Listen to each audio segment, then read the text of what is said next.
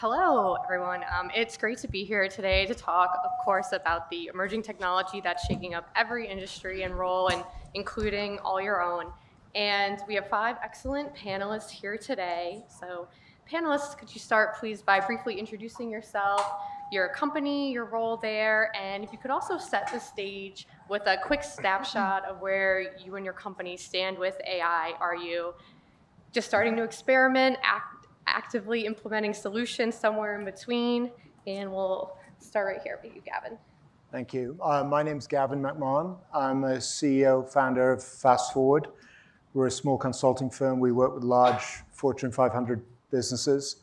Internally, we've been using AI since the end of 2022. We use it in our work, in our workflows. We're using AI agents, and we're developing knowledge bases around AI. We're also advising our clients and working with our clients as they're shifting towards kind of large-scale transformations in AI as well. Great. Good afternoon, everyone. Janine Yancey, a lawyer turned founder CEO of M-Train.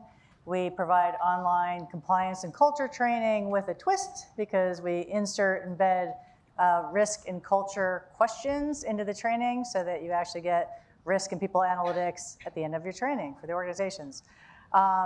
We are fully in our AI journey, both internally as an organization and then in our product. So AI agents and AI for rapid content generation, customization, and AI agents for data play as well as the governance piece, which I'll talk about. I am Piyush Sarode. I'm from Bayer. Bayer is in the business of pharmaceuticals, consumer health, crop science. I work in the pharmaceuticals division, and my role is leading the commercial operations across all regions globally. Now, in terms of our AI journey, I think we are taking early strides in terms of adoption of AI within Bayer. We have many experiments taking place in different parts, but also very solid solutions in different parts of the business. And happy to share more as during the next few minutes. Hey everyone, I'm Josh. I lead people strategy and employee experience at WPP. WPP is a leading marketing and advertising holding company. Some of our competitors are in the room, so you can tell me what you think about how I describe our AI journey. From a client and customer perspective, we are ahead of the game. We have a state-of-the-art platform to deliver marketing services in an integrated way. On the employee side, we have some really progressive thought leadership in this space and are figuring out how to operationalize some of that thinking. That's where we're at. Cool. Hey everybody, Jason Ashlock, Global Head of Organizational Development at Kuehne and Nagel, a global logistics company you've never heard of. 85,000 employees, 110 countries, 130 years old. Look around the room and pretty much everything that's in this room got here through a third-party logistics provider, probably us. But it's my last day today. It's true, my email gets turned off at the end of the day. So if you want to talk to me, reach me through LinkedIn because I'll be gone. Which means I get to talk about what we're doing from an insider perspective inside of Fortune 500, but then also what I have heard and discussed as I'm starting my new consulting firm in an advisory position with a bunch of other companies too. But within Kuehne and Nagel, I would say really mixed bag. If you look at discrete use cases, which I think we're going to talk about today, you can see what traction really looks like. And I hope to pull back the curtain and show you what that is like. But then on the kind of broad scale adoption and the integration of AI tools into daily practice and into daily workflow of a kind of general employee, beginning stages, and a lot of hopefulness, a lot of irritation, a lot of trial, but not a lot of traction, I would say, just yet. So hopefully we can unpack some of that. Okay, great. So to dive in, let's start at the ground level with your day-to-day work. Is there a task that AI has completely transformed for you, an area you thought it would really help, but it was more complicated than expected, or maybe it just totally failed? Maybe Jason, we could start with you. What do you think? This is speaking personally for me. Yeah. Oh, never gotten that question before. I don't use Jason didn't read the brief. AI a great deal, to be honest with you. It purposefully so in most cases, because most of my work in organizational development, and you could define org dev however you wish, but I really considered the work primarily to be around transformation storytelling. In other words, helping really disparate groups around the organization sense make around highly disruptive change.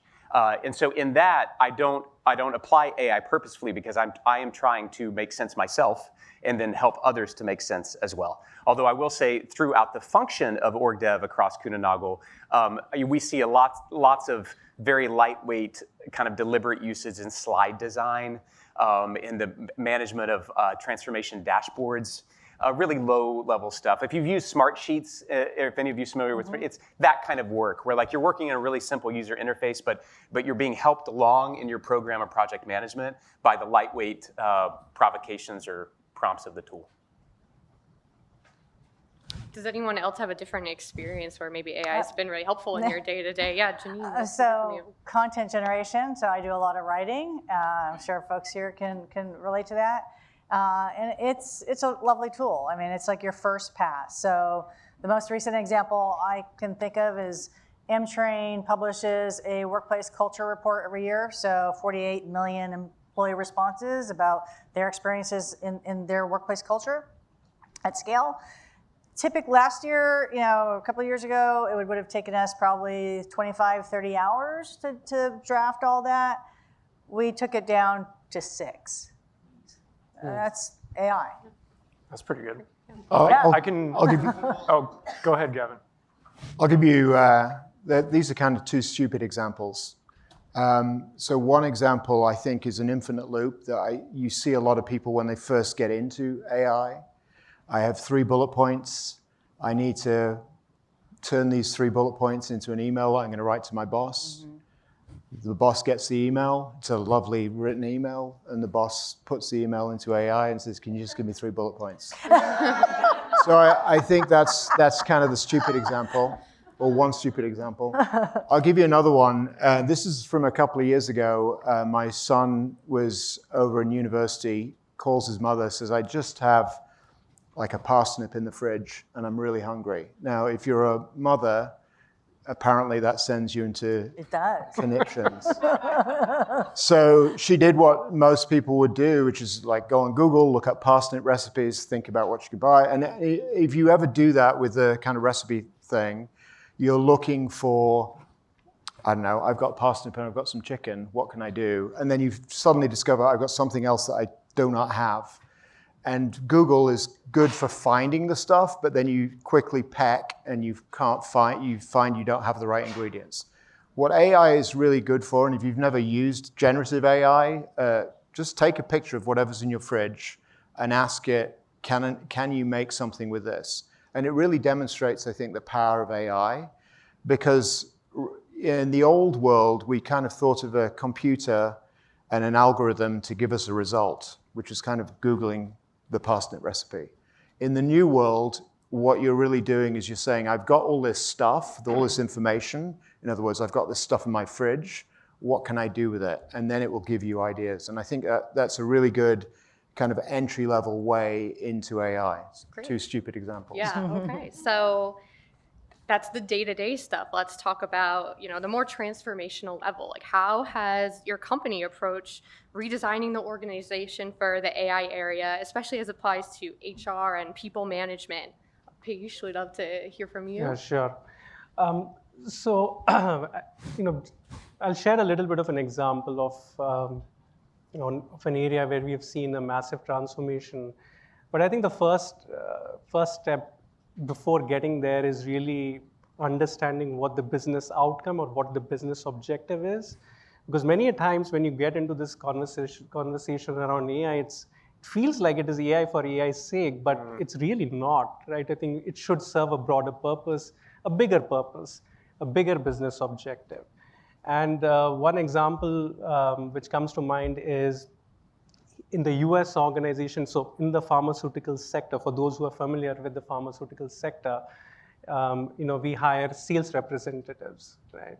And in the US organization, our learning and development team now has the huge task of training sales reps so they are ready to have conversations with healthcare providers. Yeah. And within our country setup, in the US country setup, we hire hundreds of sales reps, right, whenever we go through an expansion.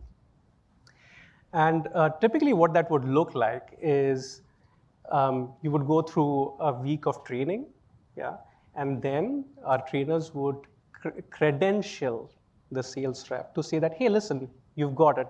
We want to have these conversations with the utmost compliance in the regulatory framework that we have, and you're good to go and have those conversations. Typically, that process would take a few days or a few weeks because it would depend on the capacity of our trainers. And what we have done is actually, and this has been an intentional effort over the last 18 months to create a platform where this credentialing exercise has been crashed by 80%.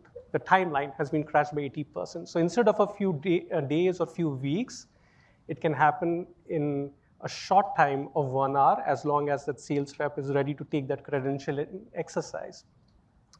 Now think about the implication of this, right? It has freed up thousands of internal hours, right? When you look at a group of 300 sales reps joining us and think about how much time investment is required, thousands of hours. But more than that, what it has done is really lend agility and speed to the business to deliver those outcomes. And of course, a lot of our people and organization processes around it has changed. Yeah. And what it has done, it has thrown up different questions on how are we onboarding before the sales reps come into the organization. How should we look at the entire ecosystem and look at different solutions? So just one example to convey, the impact, a significant impact, right, on the business as well as on people and organizations. So what are those sales reps doing with those million extra hours? Well, they are working in the Selling field. more. Yeah. They are actually having more time with our physicians, right, and having those conversations because otherwise we would have lost so many days and hours. And then the question is, from a workforce planning perspective, what does that mean? Like, what is the scale of the sales force that you need based on this new capacity? So we haven't gone in that direction yet because I think pharmaceuticals, I think our bigger purpose is to get safe, effective medicines to patients, yeah? And it's a highly regulated industry. So within the context, I think internally we are looking to see how we can expedite that process by which people are ready, yeah. So. Yeah. And on the topic of training, Josh, I know that's something you've thought a lot about, how training in the AI era needs to be different than traditional approaches. For example, being flexible enough for large dispersed organizations. And you've used the term cascade and pray. Can you tell us a little more about that? Cascade and pray, I typically reserve that term for how communication flows throughout large, complex organizations, but the same concept applies, right? So we can develop the most kick-ass playbook with all of the right stakeholder maps and all of that. We send that out to the right people and cross our fingers and hope it gets to the employees. But the same concept applies to training. We can put the right stuff out there, and that does not mean people will take it. That doesn't even mean in traditional instructional design is how most people learn or acquire new knowledge or capability or skill. So that's really going to be a shift in the future in terms of how people are exposed and experiencing things that are taking them to a place that is increasing in relevance rather than decreasing in relevance from a role or job perspective. Can I respond to that? Yeah. I was asking him, not you. I'm kidding. It resonates with me because when we started this journey now almost 2.5 years ago with the implementation of Copilot, we thought we were going to outsmart this problem in a way. And we set up all these team clusters around the globe who would be early users of this integrated AI technology into communications and slide design and spreadsheets and in all of the M365 suite. And each of these pods would be testing out how would they apply it in different workflows and different scenarios, and then they would bubble up like their recommendations. And we thought we can get around this by, we will know at the beginning what the general set of use cases might be in the life of an average employee, if such a thing exists. And then we would train for those particular use cases. And while in theory that's a pretty good idea, what we found is that we didn't get significant traction and uptake even when we were that precise. And one of the things that I now believe is true about that is, kind of goes back to your point, which is we have found the most success when the business, IT, HR, P&L owners have cooperated around the clear definition of an identifiable use case that solves a known problem. And we educate and we upskill around the group of people who are involved in that problem, which in itself is a massive undertaking. I mean, does anybody in here work at an organization where IT, HR, BUs, P&L owners all collaborate very well together? Raise your hand, because everyone will talk to you after the panel instead of us. Like, even just identifying the problem statement, much less than kind of getting straight on how technology might be applied against that problem statement, that is itself like a organizational dilemma that all of us have been trying to unpack for as long as we've been in whatever space we're in. But if you can navigate through that with a defined use case like the one you brought up, like we're targeting this group of people with this particular solution against this particular problem, then you can see traction. And then this upskilling is targeted to that particular group that has the relevant skills and activity base related to that problem. Go ahead. Just to add on, I know before the panel we agreed that we disagree with each other to make it more interesting. But We said panels are boring when everyone agrees, so we're going to disagree if we can. Hit me, Josh, come on. No, but I'm going to agree with you. Okay. No, but I think what that does, what you're describing, still comes at it from the HR lens. It comes at it from the learning lens, from the training lens, versus from an understanding of the outcomes lens, right? And maybe that does start with a problem statement, but if you're trying to start by identifying use case by use case for specific roles, you're probably skipping the part where you're really understanding what the outcomes, or in our organization, the deliverables are, and how those deliverables are made. Because if you map out that work architecture, you can then pinpoint certain use cases to unlock that capacity to then give people the time back to spend more time on the higher value work. You're wrong, Josh. You're wrong. Yes. Can I disagree with both of you? Because I seem not. For us, the identification of the problem statement had to be led by the business unit. So we had this big tech summit a year ago, maybe a year ago, in Hamburg at Capgemini, which is one of our partners. And the whole summit for 3 days was about trying to get set on this. Like, what is the felt, perceived, or observed and measured problem that the business unit is facing, that they need an IT partner to help think through what technology might be available? And then how does the HR leadership involve themselves, because the skill base and the activity base mapping on top of the people doing the job has to be considered in the relay of that solution. So I think what you're describing is like there's layers to this thing, right? So if you go to any organization, the first thing they're going to do is experiment. So people are fiddling around with AI, they've got Copilot, they've been licensed to do something. Some people are learning, some people are running a million miles away from it. Then you've got these kind of organized, I would say, productivity. And I think for the next couple of years, we're just going to see, with the current state of AI, we're just going to see productivity. Yes. How are we improving productivity? Yes. It's the use case in sales training, it's the use cases that organize that. The downside that we have with productivity is there are things, and I don't know what they are. If I did, I wouldn't be here, I'd be retired by now.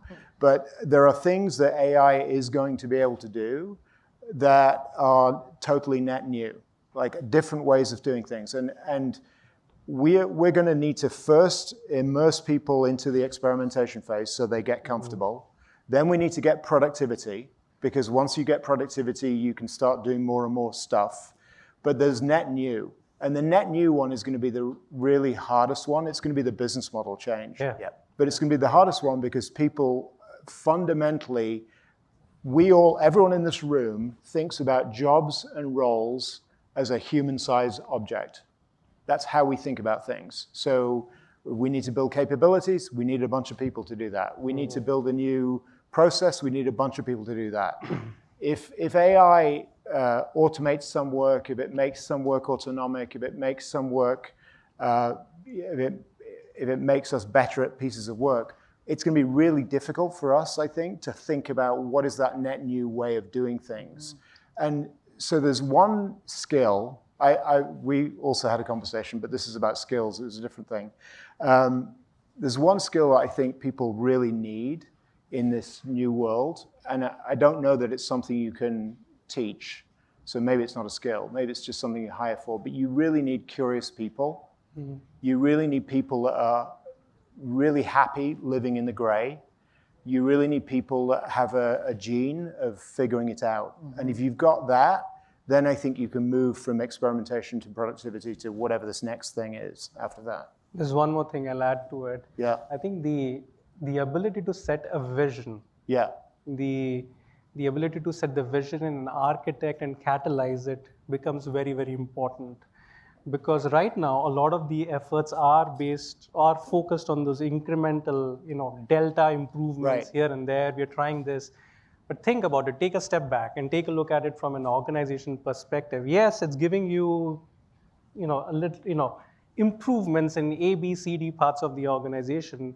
But as a system, is it, are we really able to innovate? And for that, it requires, at some point of time, right, where you really look at the system and what's a bold vision on how we can, it's not an efficiency conversation, it's an innovation conversation. Yeah. How do we look at the enterprise and how can we be a better version of ourselves, right? Individuals, teams, organizations, and then different solutions come about, right? Because when you're looking at it from a business outcome perspective, and very, very few organizations are there yet. Right now, everybody's in the experimentation state. And one organization that seems to be there is Julie Sweet and Accenture, that has been willing to radically jump ahead and disrupt everything about their structure to allow for this. But I think what you say is so inspiring, and this is my takeaway from our panel so far. There's a time to vision and there's a time to execute, and we're doing a lot of the latter without doing a lot of the former. You're in this room because you're an HR leader, presumably. One of the questions we should all be asking is, what do we want work to be like? What do we want this organization to be like? Because we don't get many chances in a lifetime to be part of epic defining technological shift. Yeah. And we're given one of those chances now, and instead we're all under this enormous pressure, kind of buying into this collective delusion in some ways that we got to do fast, fast, fast without asking, but what's it going to be like? The people who make the decisions now are deciding what the organization will be like in 5 years or 10 years, and that's why the people in this room have to be part of it.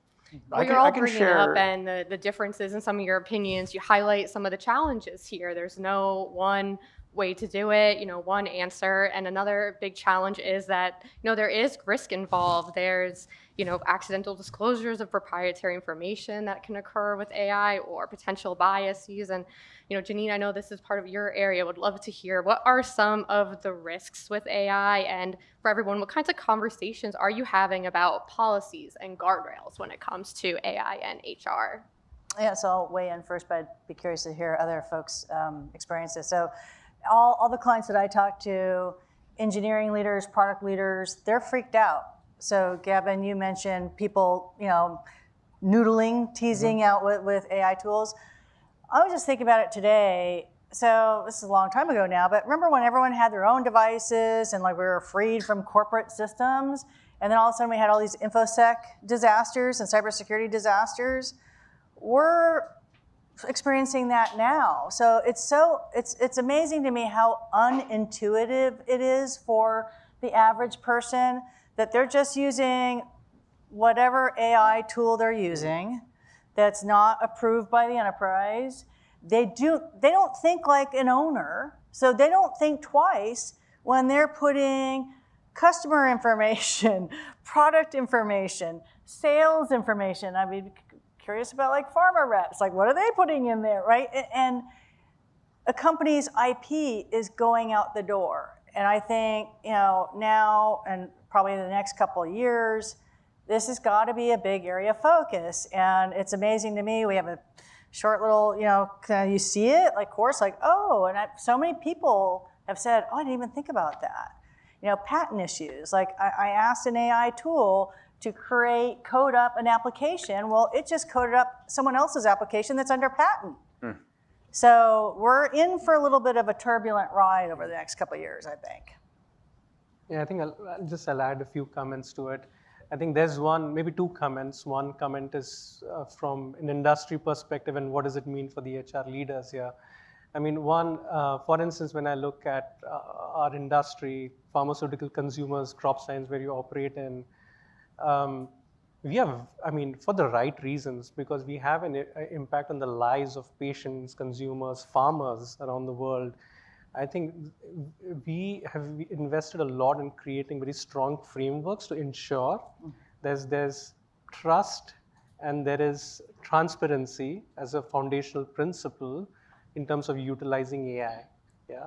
As an example, we have an internal platform where 53,000 employees are there, where they can access details on any product, right? If it's an oncology cancer product, and everyone has access to it, it's all validated information, which is through our internal systems. So there's a little bit of checks and balances which every organization has to do to get here. But there's one thing maybe on the topic, maybe I'd just like to comment on what does it mean for HR leaders in this room. And yes, we have different AI agents, LLMs out there, but for us to really make an impact, I think it's very important to understand what the foundation is and what the output is, not to become coders or experts on it, but really understand what are you receiving, and don't take it on face value and use it. Question how you are getting there, why should you use it, and question some of the foundational principles, because then you know that as a thought partner, you have some inputs, and then you can rely on that thought partner to take strategic decisions. So that's something I just want us to think about, because it's very, very important, especially as new solutions come through. And there's all of you here, the HR and talent acquisition professionals, but on the other side, there's employees and candidates, applying to work at your companies. And something I've heard from candidates is that the way AI is being integrated into hiring or maybe integrated into hiring can make the process feel impersonal or cold for them. So how can talent acquisition professionals reap benefits of AI while ensuring it's still a good candidates for the candidates and all around? What about you, Josh? Talent acquisition. Pass. Look, pass.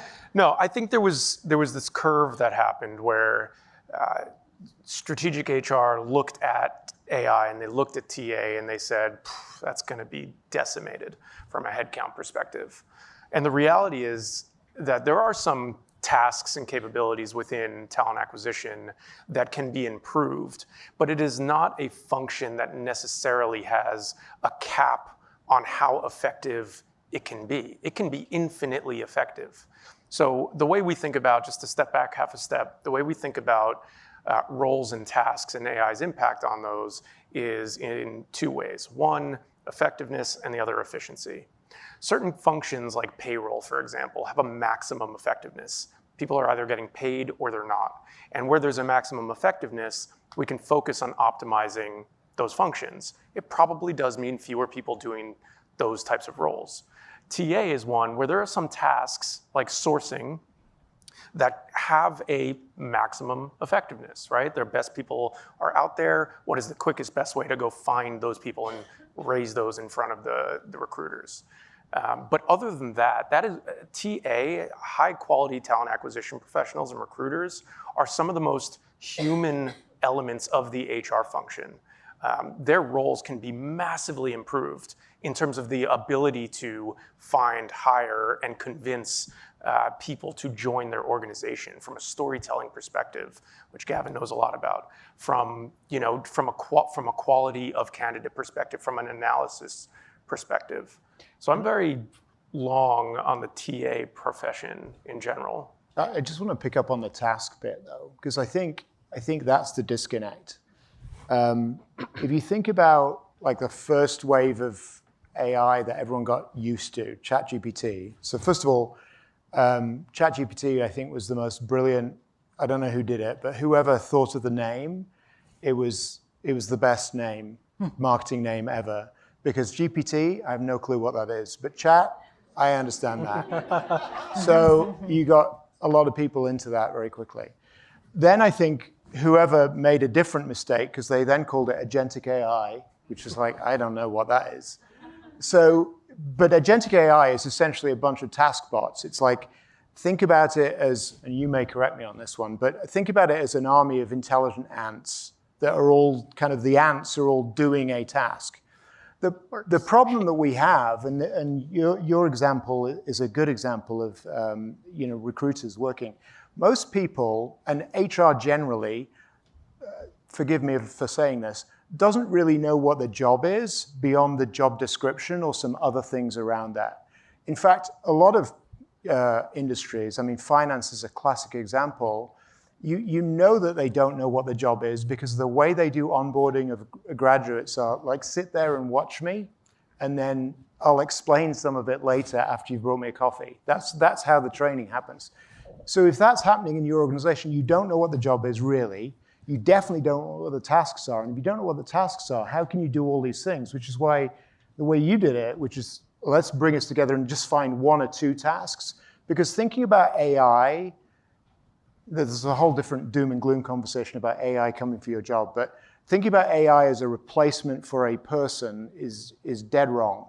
Thinking about it as something that can do some tasks intelligently for you is dead right. But the problem is, I'll bet most people in this room have 100 tasks they do every day, but they couldn't name them. They may be able to name one or two. One of them being, I'm going to write an email to my boss. That's a task, right?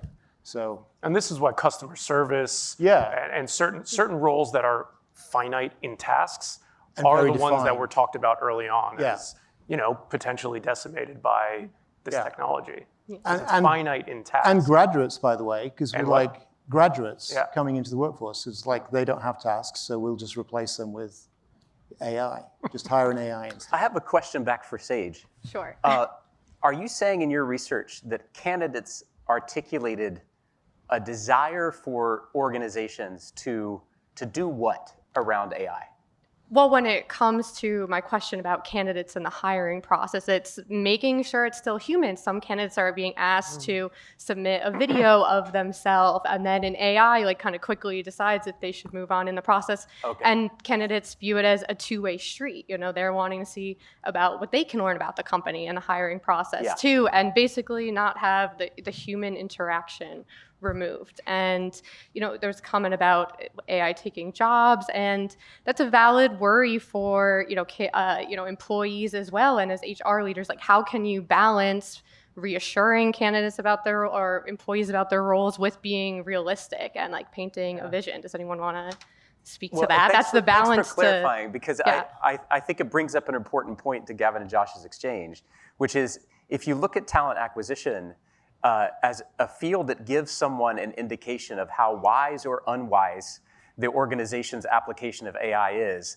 that would be a pretty good place to test it, right? If they're screwing up there, which is basically a sales position, right? Totally. Which is what you want from your team, right? Is that you want your best TA professionals telling the story of the company and welcoming new people into that story. And if there are tasks that then free them up to do that better and more, but I like it, TA is like a litmus test for the organization. If I'm fucking up here, I'm not going. But you'll never find a job description for TA that says your job is to sell this thing. No. Your job is to tell the story of this company. Because if people thought about it like that, they wouldn't have done what Josh is describing. Sorry, Priyesh. Yeah, no, I'll comment on that maybe. So we do apply some solutions in TA in certain markets. And I think what our insight through that process is that, we need to have human oversight along with AI solutions. AI solutions cannot operate on its own. And it's not about TA, it's about most of our processes. Yeah. And I think to create that seamless experience, I think you have to be very strategic and intentional in what part of the process do you apply that solution. That solution cannot be applied through the entire process, definitely not. But in certain parts where it could make sense, in certain parts where it is very transactional in nature, but there's a lot of, the human element brings a lot of value, a lot of strategic insights to the process, right? And that's where we feel there's a little bit of a balance required in terms of where you put in those solutions. But do you think we're separating? I'm going to jump in, Gavin, sorry, because we only have a few minutes left, and the last question's a great closer. So, I want to hear from each of you. If you were to give one piece of advice to HR professionals who are feeling overwhelmed by the pace of AI development and all these different challenges we spoke about, what would be that one piece of advice, the most important thing they should focus on right now? And hear from each of you, maybe starting at the other end with Jason, and we'll come down the line here. Your one piece of closing advice. Okay. I've been trying to articulate for the past year, knowing that I was leaving, how can I safeguard some of this work around AI? And the best way I could land for myself, so I give it to you, is I think HR professionals should be asking themselves 3 questions of any potential AI intervention, application, implementation. Does it build capability? Does it build clarity? And does it build care? And in each of those 3, you can find, even at this event, a bunch of really intelligent first products which will evolve really rapidly around each of those, whether it's care as in well-being, coaching, whether it's clarity in terms of very quickly extracting data to be able to tell more efficient stories, and whether it's capability, freeing up our key talent for tasks that are the best of their human flourishing, not the reduction of the hours of their days to the spreadsheet maintenance on their screen. So those are my 3 guiding principles that I've been considering, and so there they are. Nice. Yeah. Piece of advice, and also maybe a bit of a prediction. So piece of advice for everyone in the HR world is to understand what the hell your people do on a day-to-day basis. Understand the work architecture, understand the tasks, to Gavin's point, that people perform to get the outcomes that they're trying to drive. And with that, a prediction. One, I think the role of the HR business partner is going to be the most changed role in, let's say, the next 5 years. I think it will look completely different because a ton of the work that happens on the ground with HR business partners is more paperwork than people work. And I think the most important function within HR is going to be whatever you call your learning and development function, because of everything we've talked about today. Moving people from knowing and doing what they do today to knowing and doing what they do tomorrow is going to be central. I really believe that the HR leaders have a very strategic and important role to play in shaping up the transformation. And I think it first starts with having a very clear vision of what you see the potential, and coaching and guiding teams on that vision. Because in many conversations that I'm in, it seems in different parts of the businesses, it's very transactional, it's KPI based. That's not the outcome we are looking for. I think that vision in our roles starts with you, but that also means that you have to go really deep down and understand the different aspects of AI and how does it contribute, and what is the potential for just not the function but the broader business. And that's where I would start out. And your teams rely on that. Your leadership teams rely for you to set that vision and direction for the organization. Mm-hmm. Yeah, so I always use the phrase, are you working on the business or are you working in the business? And the vast majority of your labor force is working in the business, and a lot of that is the administrative tasks that can be automated. So I think my piece of advice for HR leaders is take the initiative. I think maybe Josh, you said get to know your business leaders, get to know the functions, start to see what are the levers to get to outcomes. And I would love to see HR leaders take the initiative in conversation with their business colleagues to put forth their own hypothesis of a blend between, hey, I think we could use AI here and here and here. These are the more task-based pieces of work. And then here's the human in the loop. Here's where we really need our teams. And I'd love to see HR leaders be first to the table with those plans. I agree with everything that's been said. I'm going to speak to the anxiety piece. I think you should use your anxiety. Use your anxiety to learn as much as you can, as quick as you can. Because if you are going to be asked to set a vision, if you are being asked to move in, if you are being asked to do to really understand the business. If HR business partners really are the role that is important in a fundamental shift in work and the workforce, you have to know what you're doing. The other thing I would say is you don't have to be an expert. This whole field is full, I'm looking at you, Steve, you agree, is full of one-eyed men in the Valley of the Blind, one-eyed men and women in the Valley of the Blind. In other words, there are some people that will know a little bit more than you, but they don't know that much more than you. So just use your anxiety to start learning as fast as you can. Great. That's great. Thank you so much, everybody. That's the end of our panel, and appreciate all your insights. Thank you.